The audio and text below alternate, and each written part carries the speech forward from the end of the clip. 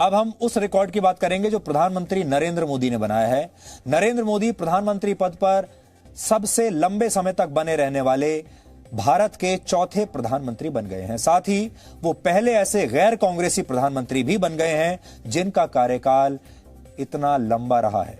देश के पहले प्रधानमंत्री जवाहरलाल नेहरू 16 वर्ष और 286 दिनों तक प्रधानमंत्री पद पर रहे। इस लिस्ट में दूसरे नंबर पर इंदिरा गांधी हैं जो 15 वर्ष और 350 दिन तक प्रधानमंत्री रही।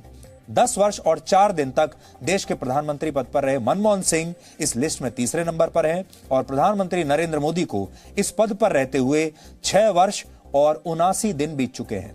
उन्होंने पूर्व प्रधानमंत्री अटल बिहारी वाजपेयी का रिकॉर्ड तोड़ दिया है जो 6 वर्ष और 77 दिनों तक देश का प्रधानमंत्री रहने का था।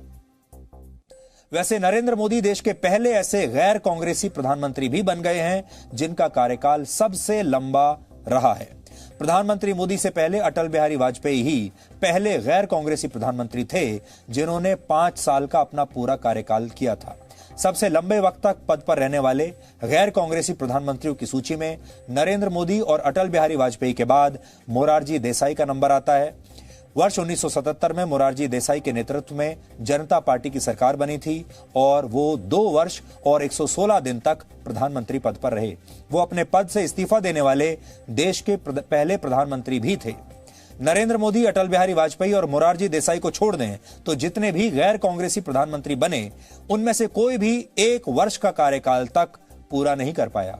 विश्वनाथ प्रताप सिंह 343 दिन, चंद्रशेखर 223 दिन, एच.डी. देवेगौड़ा 324 दिन और इंद्र कुमार गुजराल 332 दिनों तक ही प्रधानमंत्री पद पर रह पाए।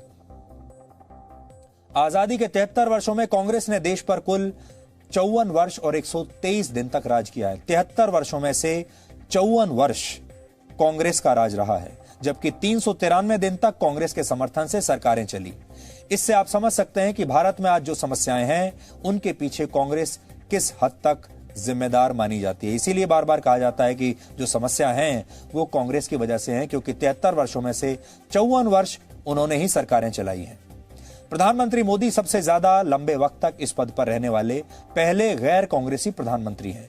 अपने 6 वर्ष से ज्यादा के कार्यकाल में उनकी जो उपलब्धियां रही हैं, उनके ऐसे बड़े फैसले रहे हैं जिनकी चर्चा देश में नहीं विदेशों में हुई है, उस पर आज नजर डालने की एक जरूरत है। तो 6 साल के 6 उपलब्धियां हम आपको बताना चाहेंगे। देश के सबसे बड़े कानूनी विवाद राम जन्मभूमि केस का हल मोदी सरकार ने दूसरे कार्यकाल के पहले 6 महीने में किया। 9 नवंबर 2019 को सुप्रीम कोर्ट के ऐतिहासिक फैसले ने अयोध्या में राम जन्मभूमि को ही भगवान राम का जन्म स्थान माना। लेकिन प्रधानमंत्री मोदी की उपलब्धि यह रही कि उनकी सरकार ने बिना देर किए राम मंदिर का निर्माण शुरू करा दिया। आप इसे टेंपल ऑफ हार्मनी यानी सद्भाव का ऐसा मंदिर भी कह सकते हैं जो देश के सभी समुदायों को जोड़ने का काम करेगा। दूसरी बड़ी उपलब्धि उनकी है, उनके कार्यकाल के दौरान भारत ने जम्मू कश्मीर से अनुच्छेद 370 हटाने का ऐतिहासिक फैसला लिया और ऐसा करने में देश को 70 साल लग गए थे। मोदी सरकार ने अपने दूसरे कार्यकाल की शुरुआत में ही देश की मुस्लिम महिलाओं के हितों से जुड़ा बड़ा फैसला लिया था और 3 तलाक की प्रथा को खत्म कर दिया। तो 3 तलाक भी एक बड़ा फैसला था। ये तीसरा बड़ा फैसला था मोदी सरकार का। चौथा जो बड़ा फैसला था वो उरी हमले के जवाब में भारतीय सेना ने जो जवाब दिया था, जम्मू कश्मीर में सर्जिकल स्ट्राइक की थी और फरवरी 2019 में जो बालाकोट स्ट्राइक थी वो बड़ा फैसला था।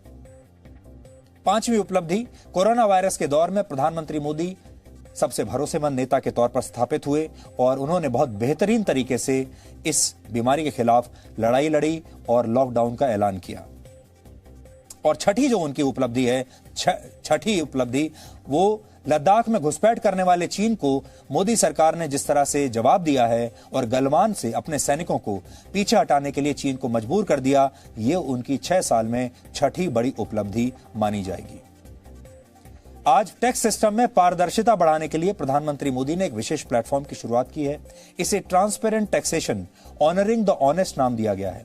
इस नए टैक्स सिस्टम के तहत 3 बड़े सुधार हुए हैं जो आपको भी जानने चाहिए, क्योंकि इससे ईमानदार टैक्स पेयर्स को बढ़ावा मिलेगा। पहला बड़ा सुधार है फेसलेस असेसमेंट, यानी आप जिस शहर में टैक्स रिटर्न फाइल कर रहे हैं वहां का इनकम टैक्स ऑफिसर आपका केस नहीं देखेगा, बल्कि कंप्यूटराइज्ड प्रोसेस से देश के किसी भी अधिकारी को अब आपका केस दे दिया जाएगा। इससे income tax officer tax payer को, करदाता को बेवजह परेशान नहीं कर पाएंगे। आपको याद होगा बहुत भ्रष्टाचार रहा है इस विभाग में और इनकम टैक्स के बहुत अधिकारियों पर यह आरोप लगे हैं कि वो भ्रष्टाचार करते हैं और वो पैसा मांगकर टैक्स पेयर को परेशान करते हैं। अब आपको पता ही नहीं चलेगा कि कौन सा इनकम टैक्स ऑफिसर आपका केस देख रहा है और आप उससे कभी नहीं मिल पाएंगे और ना वो आपसे कभी मिल पाएगा।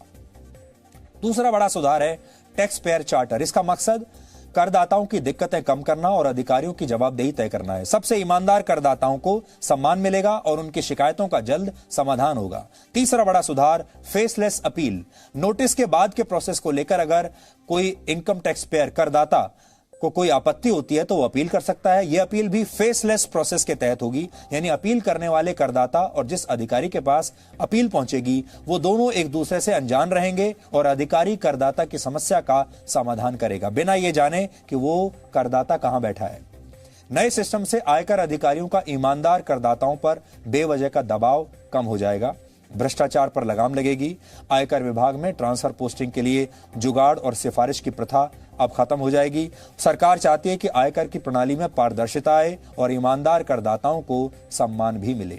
इसलिए जितना भी भ्रष्टाचार इनकम टैक्स डिपार्टमेंट में अभी तक आपको देखने को मिला है, क्योंकि देश भर में लोग पिछले 73 वर्षों से ये शिकायत करते थे कि उनकी बहुत हैरेसमेंट हो रही है, अब ये हैरेसमेंट बंद हो जाएगी क्योंकि उनका आपस में जो लिंक है वो समाप्त हो जाएगा और कंप्यूटर यह तय करेगा कि आपका असेसमेंट देश भर में बैठा हुआ कौन सा अधिकारी करेगा और उस अधिकारी को आपसे मिलने का मौका कभी नहीं मिलेगा, ना ही आपको उससे मिलने का मौका मिलेगा।